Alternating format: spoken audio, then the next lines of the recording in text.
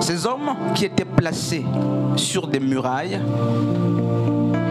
avaient, n'est-ce pas, une double responsabilité.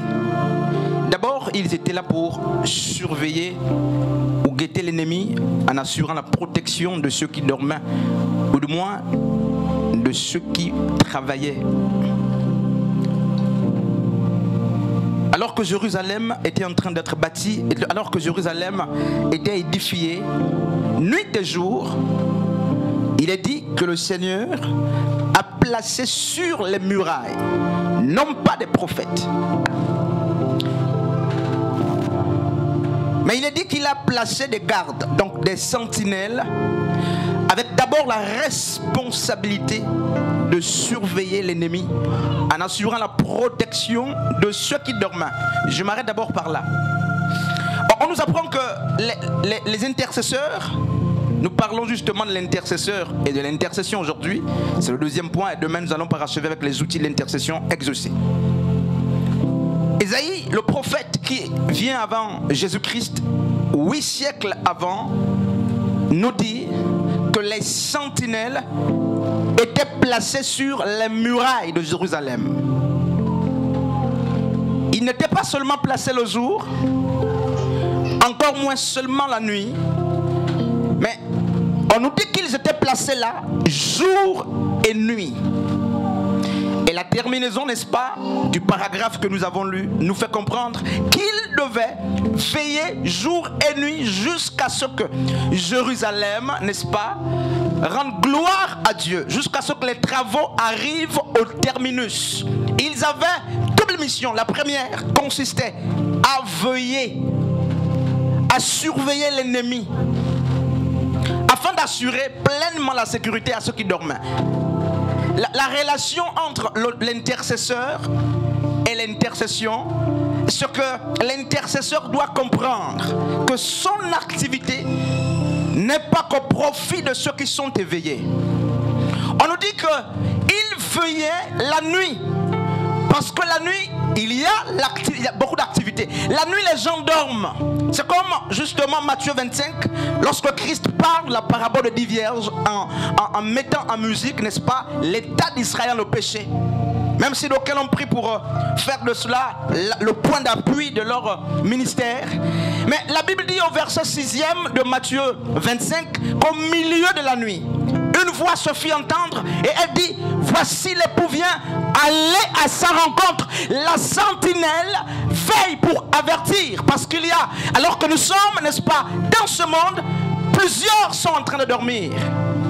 Et le travail de la nuit de la sentinelle, c'est pour veiller sur ceux qui dorment.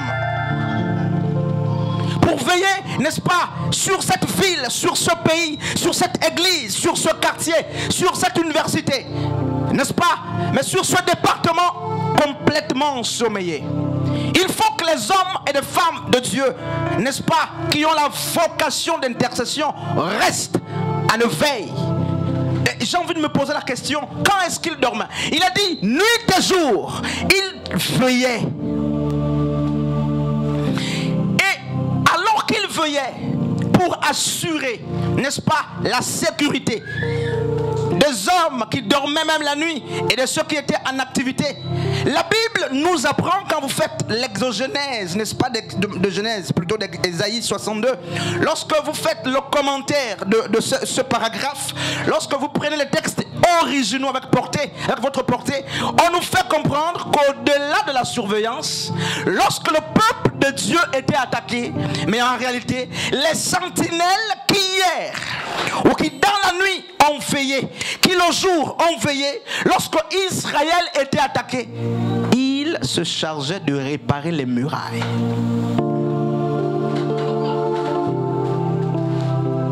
Frères et sœurs, c'est un métier très excellent. Ils ne veillent pas seulement, ils avertissent. Mais lorsque les murailles, lorsque Jérusalem était attaquée par le peuple ennemi, la Bible dit, il revenait aussi, n'est-ce pas, aux sentinelles de réparer les murailles. Amen. Dieu merci. Dans 1 Rois, justement, chapitre 17, depuis le verset 1er, on ne va pas lire. Le verset 1er de 1 Roi nous parle, n'est-ce pas, du discours entre Élie, le prophète, et Akab, le roi. Au verset 1er, on nous apprend que le prophète Élie vient annoncer la sécheresse au roi Akab à cause du péché qui avait atteint justement à cette époque son paroxysme. Le péché a envahi, n'est-ce pas, la contrée. Et Dieu va parler par l'entremise d'un prophète, le prophète Ésaïe. Il l'envoie chez le roi, va dire que la pluie va cesser. Je crois que nous connaissons ce texte. Et le roi Élie vient annoncer la fin de la pluie au roi Akab. Et il est reparti. C'est un prophète et non un intercesseur.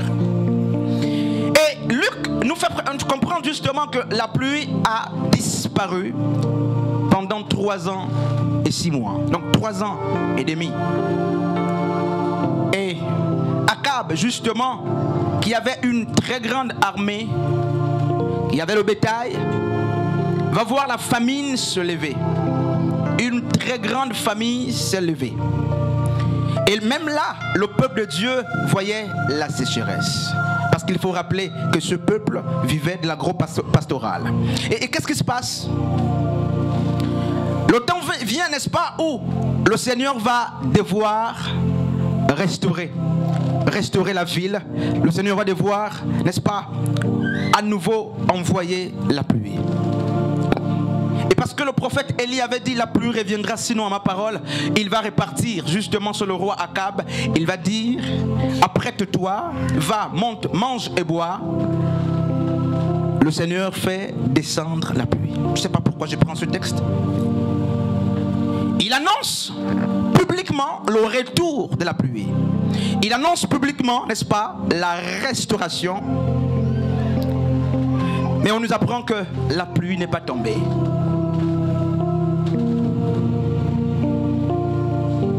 Il dit que le Seigneur va donner la pluie, mais la pluie n'arrive pas. Et la Bible dit que le prophète, l'homme de Dieu, va aller sur la montagne de Carmel. Le mont de confrontation. Il va être sur la montagne de Carmel. Et la position qu'il avait adoptée, c'est qu'il était à terre et les pieds entre les genoux, en train d'intercéder. Amen. Il était en train d'intercéder. Le prophète était en train d'intercéder. Mais pourquoi est-ce qu'il intercède? Parce que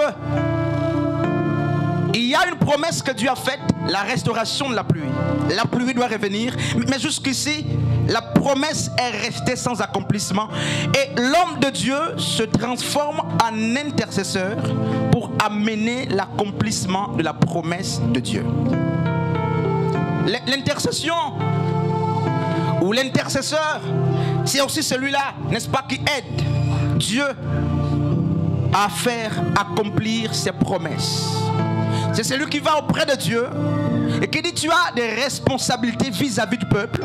C'est aussi celui qui va auprès du peuple, n'est-ce pas, et qui dit au peuple: Dieu a des responsabilités vis-à-vis de vous. Et vous aussi, vous avez des responsabilités vis-à-vis de Dieu. Et il va justement, alors qu'il était en train de prier, attendant l'accomplissement de la promesse, l'homme de Dieu va prendre un de ses subordonnés qu'il va dire: va. Il va regarder si la pluie arrive. Je crois que je vais terminer quelque part là-bas. Demain, on va maximiser. Nous sommes très loin du temps. Et le serviteur de Dieu, d'Élie, est allé à la suite de la recommandation de l'homme de Dieu. La première fois, il n'y avait pas de pluie. Et il revient, il dit à Élie: mais il n'y a pas de pluie. Élie est toujours dans la position d'un intercesseur à allonger les pieds entre les genoux. Il va dire justement à ce monsieur: retourne à nouveau. Et il est reparti. 2. Il arrive, il ne voit absolument rien. Mais jusque-là, le prophète a déjà dit qu'il y a dans le ciel un bruit qui annonce, n'est-ce pas, un grand événement. Il y a dans le ciel un bruit qui annonce, n'est-ce pas, le retour de la pluie. Il a annoncé qu'il y a dans le ciel des mouvements. Il a annoncé qu'une réunion s'est tenue au ciel dont les résolutions doivent venir sur la terre. Mais jusqu'ici, aucun accomplissement. Il a annoncé qu'il y a dans le ciel un signe qui dit que Dieu va parler. Mais jusqu'ici, Dieu ne parle pas. Et l'homme de Dieu se met justement dans la position de Mitzpah. Il est en train de guetter, il est en train de prier. 3 fois, il envoie son serviteur, va regarder s'il y a quelque chose. Le serviteur est allé, mais il n'y a pas d'accomplissement. Frères et sœurs, le ministère d'intercession n'a pas fléchi. L'homme de Dieu, mon frère, le prophète Élie, a gardé la même position. Pourquoi? Frères et sœurs, l'intercession reste collée à l'intercesseur aussi longtemps qu'il n'y a pas de résultat. Et Élie le prophète, sachant que lorsque Dieu parle, il l'accomplit, lui qui s'est mis dans la peau d'un intercesseur, va rester dans la même position. 4 fois, il envoie son serviteur. Va encore regarder si la pluie arrive. Son serviteur est allé la 4e fois. Il descend sans la nouvelle. Il n'y a rien. En vérité, frères et sœurs, le ministère d'intercession, pour les intercesseurs, ils savent, c'est aussi notre folie. Vous parlez très souvent de choses qui ne sont même pas en existence. Vous parlez très souvent des choses que vous seuls entendez. Vous parlez très souvent des choses que vous-même et vous seuls voyez. Élie était certainement le seul à entendre le bruit. Mais il dit, va une 4e fois, il n'y a rien. Va une 5e fois. Le serviteur est allé pour la 5e fois. Frères et sœurs, homme de Dieu, il n'y avait toujours rien. Alors toi, en tant qu'intercesseur, homme et femme de Dieu, qu'aurais-tu fait à la première prise, à la 2e, à la 3e, à la 4e ou même à la 5e? Il n'y a pas d'exaucement. Tu as prié, il n'y a pas d'exaucement. Mais Élie nous apprend quelque chose. Il ne s'est pas arrêté à la 5e fois. Il dit encore, va regarder la 6e fois. Le serviteur est allé, même la 6e fois. Malheureusement, il n'y avait toujours rien. Quelle belle prestance, quelle endurance. Et la Bible me dit que le prophète a gardé la même position. Il a gardé la même position. Et là même, il va à nouveau envoyer le serviteur pour la 7e fois. Et c'est la 7e fois que le serviteur a dit la pluie arrive. Amen. Frères et sœurs, cette année, cette fois, le chiffre de l'accomplissement, le chiffre de la perfection, pour l'atteindre, il faut avoir échoué. La parole d'Élie a été remise en cause la première fois. La parole d'Élie a été remise en cause la 2e fois. Mais Élie ne s'est pas découragé en tant qu'intercesseur, n'est-ce pas, de circonstances. Élie a gardé la confiance au Seigneur. La 3e fois, sa parole est remise en cause. Il est resté ferme. La 4e fois jusqu'à la 7e fois. Et il a vu l'accomplissement de la promesse de la restauration, n'est-ce pas, de la pluie. L'intercession ou l'intercesseur, je veux dire l'intercession est ce par quoi l'intercesseur existe. Nous reconnaissons l'intercesseur parce qu'il y a l'existence de l'intercession. Et une des choses qui amène à la reconnaissance de l'intercesseur, c'est la capacité à mener les résultats des doléances qu'il amène devant le Seigneur. Et nous avons cette image d'Élie qui n'est pas un simple homme en train de faire des fables. Élie n'est pas un simple homme au niveau de poésie. C'est un homme qui amène, n'est-ce pas, les choses invisibles à être réelles. Il y a un problème qui mine les intercesseurs. La Bible nous apprend qu'Élie était de la même nature que nous. Mais il a parlé, n'est-ce pas, à la nature. Il a parlé, n'est-ce pas, au ciel. Et le ciel s'est incliné. Et lorsque la Bible dit Élie est de la même nature que nous, mais elle nous apprend qu'Élie avait des forces. Et Élie avait aussi des faiblesses. Amen. Nous sommes notre intercession. De la même manière que nous sommes la lettre de Dieu, l'intercesseur est reconnu par son intercession. Je suis en train de lire quelque part. Je vais finir très bientôt. On va quelque part. C'est que notre intercession est à notre image et selon notre ressemblance. Proverbe chapitre 23, à partir du verset 7. La Bible dit quoi? Car il est comme les pensées de son âme. Proverbe 23, le verset 7 dit: tel l'homme pense, tel il est. Nous sommes ce que nous pensons, et ce que nous pensons, c'est ce que nous concevons. Notre prière nous oriente sur ce que nous sommes. La qualité de l'intercession suffit pour qu'on ait des renseignements sur la nature ou l'identité de l'intercesseur. Grâce à l'intercession persistante, n'est-ce pas, d'Élie, nous avons compris que Élie est un homme de prière. Élie est un homme, n'est-ce pas, d'endurance. À cette reprise, il ne s'est pas découragé. Même lorsque sa parole pouvait être remise en cause, Élie est resté fidèle.